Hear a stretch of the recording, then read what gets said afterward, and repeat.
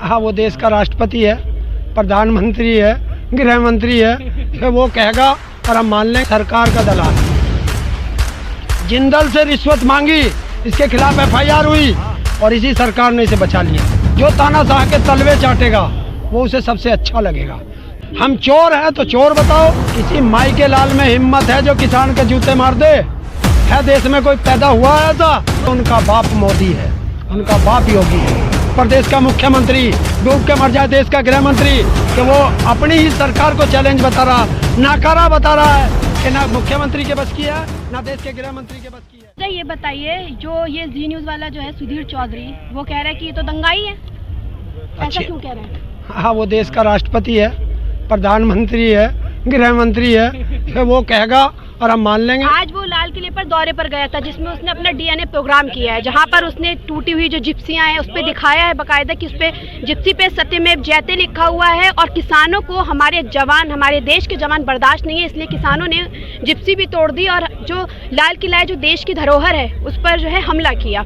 ये मुट्ठी भर जो किसान हैं ये समझ रहे हैं कि ये लाल किला जीत लेंगे, तो इस पर आपका क्या कहना है? ये तो वो दलाल है कि जो जिंदल से भी 100 करोड़ रिश्वत मांग रहा था, वो दलाल है। अब दलाल ऐसा कहेगा। किसका दलाल है? सरकार का दलाल है। जिंदल से रिश्वत मांगी, इसके खिलाफ एफआईआर हुई और इसी सरकार ने इसे बचा लिया।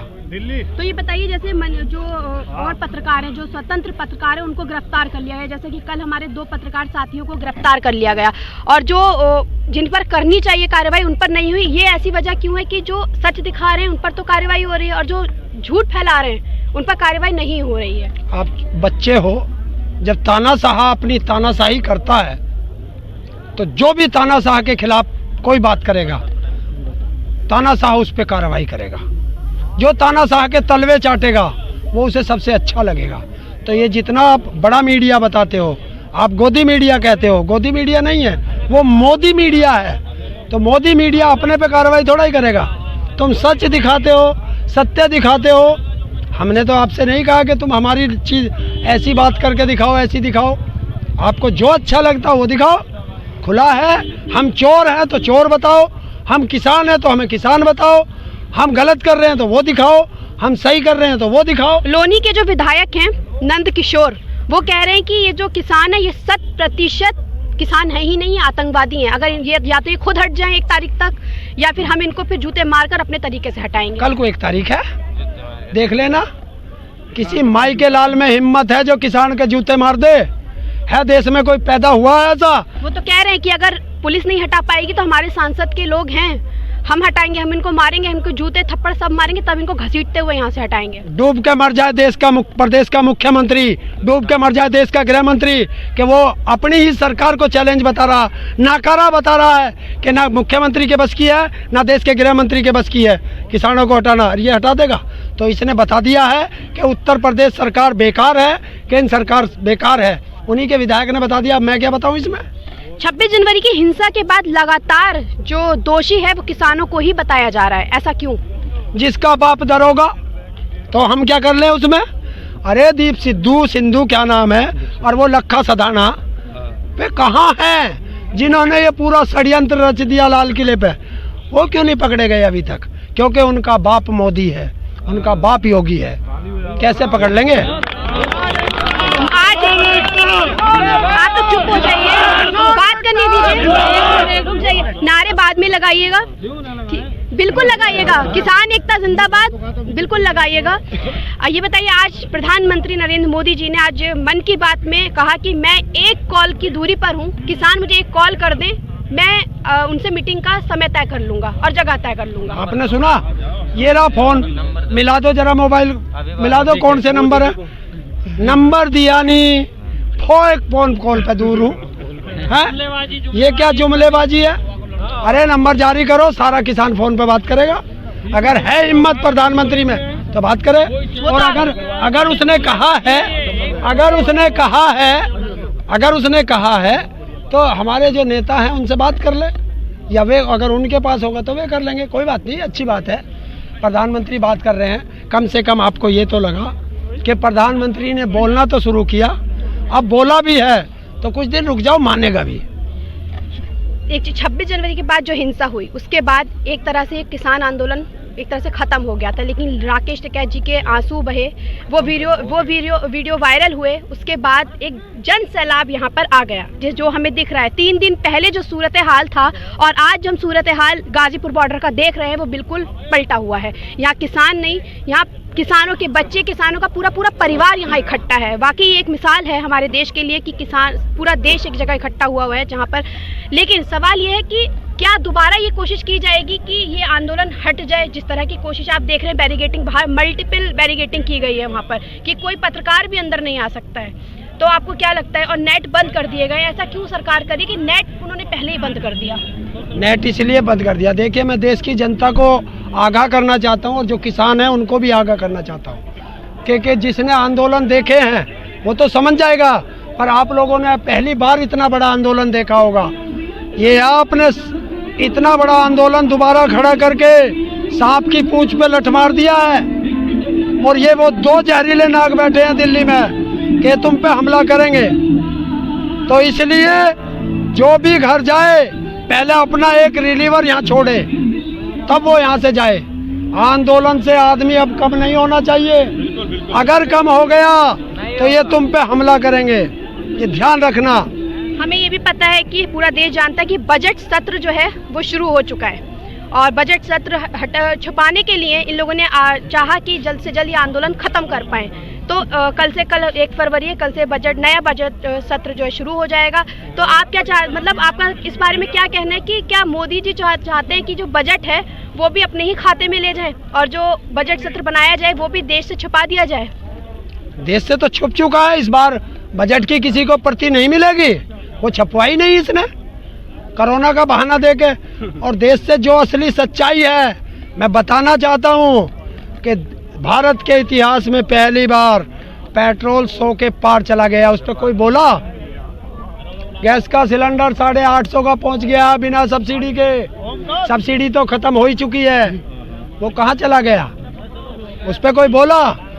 और मैं बताना एक चीज और चाहता हूँ कि अंधभक्तों आँख खोल लो, अगर मुझे 100 रुपए का पेट्रोल मिलेगा तो अंधभक्तों आपको भी 100 रुपए का मिलेगा।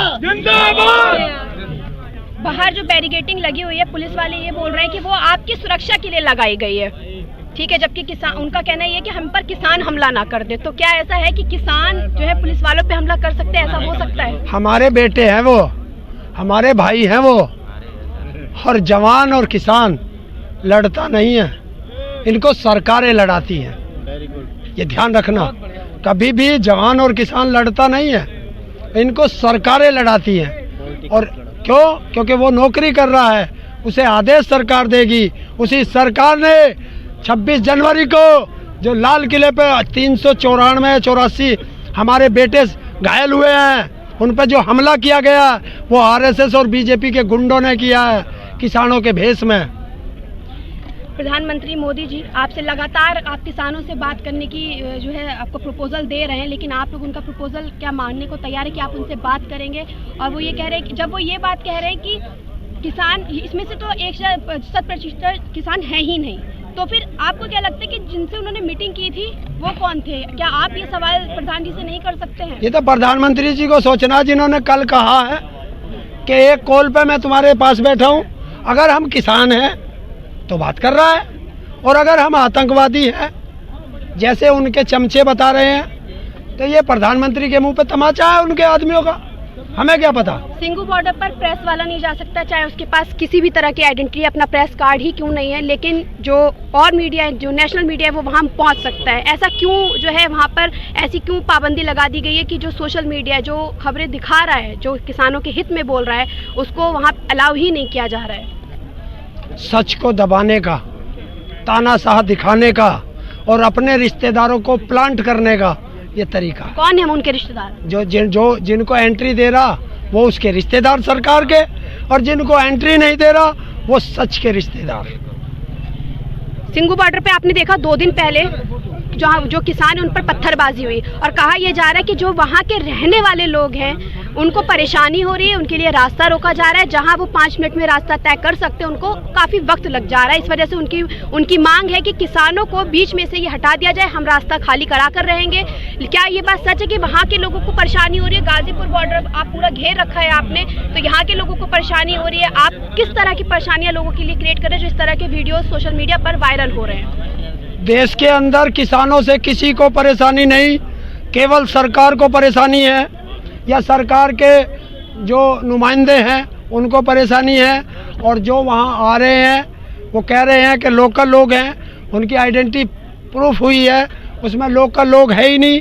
जिस गांव के बताए गए थे उस गांव के लोग बुलाए गए, उन्होंने कह दिया हमारे आदमी नहीं है, हमारे गांव के नहीं है। ये बीजेपी और आरएसएस वाले थे, वो पहचान हो चुकी है। कैसे आपने पहचाना कि वो बीजेपी और आरएसएस के आदमी थे? वो उस गांव के बुलाए गए, उन लोगों ने बताया कि जब ये कह रहे हैं कि लोकल लोग हैं, किस गांव के, उन्होंने गांव बताया, उस गांव के लोग बुलाए, उन्होंने कह दिया हमारे गांव के नहीं हैं। उसमें 2 लिखड़े उस गांव के, उन्होंने कहा कि हम बीजेपी के हैं, हमारे ऊपर दबाव आ रहा है कि तुम ऐसे करो ऐसे करो, तो आ गया पकड़ में। लेकिन सरकार तो कह रही है हम ये कानून जो है वापस नहीं लेंगे। हर किसान तो कह रहा है कि हम करा के ही घर जाएंगे। बात खत्म। कानून वापसी तो घर वापसी। कानून वापसी तो घर वापसी। तो ये क्या आंदोलन इसी तरह चलता रहेगा? और बढ़ता रहेगा और बढ़ता और भी साल और पब्लिक बढ़ेगी। कल जो है हमारी दोबारा से पंचायत है, उसमें और भी ज्यादा बढ़ेगा ये पब्लिक बढ़ेगी। कहाँ से पब्लिक यहाँ आ रही है? कहाँ से पब्लिक यहाँ आ रही है? हर जगह से पब्लिक आ रही है, हर जगह से, मुरादाबाद, बागपत, हर जगह। आज की जो किसानों की महापंचायत हुई उसमें क्या आप लोगों ने क्या निष्कर्ष निकाला कि आपका जो आगे का प्रोपेगेंडा है, आपकी जो आगे की प्लानिंग है वो क्या रहेगी इस आंदोलन को चलाने की? अब इस आंदोलन को जैसे हम सब एक बिना प्लानिंग के घर चले गए थे, क्योंकि एक दूसरे को कम्युनिकेशन टूट गया था हमारा कि कौन घर जाएगा कौन यहाँ रुकेगा। अब वो कम्युनिकेशन कभी नहीं टूटेगा, क्योंकि अब हम लोगों ने प्लानिंग बना ली है कि जो घर जाएगा वो अपना रिलीवर छोड़ के जाएगा। तो अब ये आंदोलन बिल्कुल शांतिपूर्वक चलेगा और सरकार से बात भी होगी जैसा उन्होंने कहा है। मेरा आपसे एक और सवाल कि हमने देखा कि चैनलों पर ये भी दिखाया जा रहा है कि राकेश टिकैत जो रोए थे वो एक ड्रामा था, वो एक इमोशनल कार्ड उन्होंने फेंका था। और जब उन्होंने गिरफ्तारी का ऐलान किया था कि मैं गिरफ्तारी दे रहा हूँ, उसके बाद जो स्टेज है उसके पीछे जो खालिस्तानी है उन्होंने उनकी पिटाई करी और उसके बाद उन्होंने अपना बयान बदल दिया कि मैं आंदोलन छोड़कर नहीं जाऊंगा। क्या ये बात कितनी हद तक सच है? ये इतनी सच्चाई है कि जैसे इस आंदोलन को बदनाम किया जा रहा है, जितना इस आंदोलन को सरकार बदनाम करेगी उतना ही ये आंदोलन और बढ़ेगा। ये सच्चाई है और इतनी सच्चाई है कि ये किसका बेटा है पहले ये देख लो।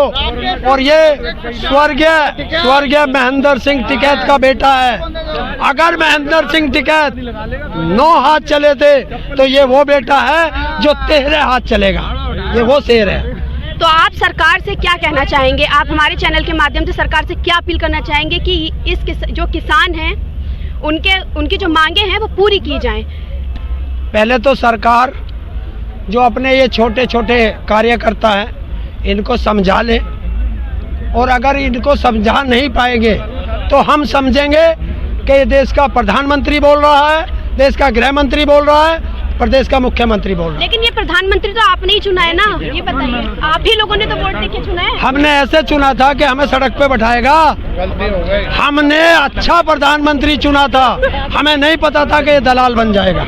आधे से ज्यादा लोग जो घर में बैठे हैं लोग वो ये बोल रहे हैं कि हम भी किसान के बच्चे हैं, हम भी किसान की बेटियां हैं, हम भी किसान की बहुएं हैं। जो मोदी जी है वो बहुत अच्छा काम कर रहे हैं किसानों के लिए। जो किसान वहाँ बैठे हैं वो तो किसान है ही नहीं, वो आतंकवादी हैं। तो इस तरह के भी क्यों बयान मतलब आ रहे हैं, इस तरह के स्टेटमेंट्स आ रहे हैं? जो एक भी कह रहा है उससे बिल के बारे में पूछ लेना, अच्छाइयाँ बता दो। बस एक ही शब्द रट रखा है कि बिल बहुत अच्छा है। कैसे अच्छा है ये हमें पता नहीं। और मोदी जी भी यही कह रहे हैं ये बिल जो है ये किसान समझ नहीं रहे कि बिल तो उनके फायदे के लिए है। तो हम तो यही तो कह रहे हैं, कौन सा उनके पास वो प्रोफेसर है उसे ही भेज दे, हम भी समझने की नहीं बैठे। चोरी का काम आपने देखा कि हमारे साथ यहाँ पर हरिंदर चर्चा के साथ साथ कई किसान मौजूद थे,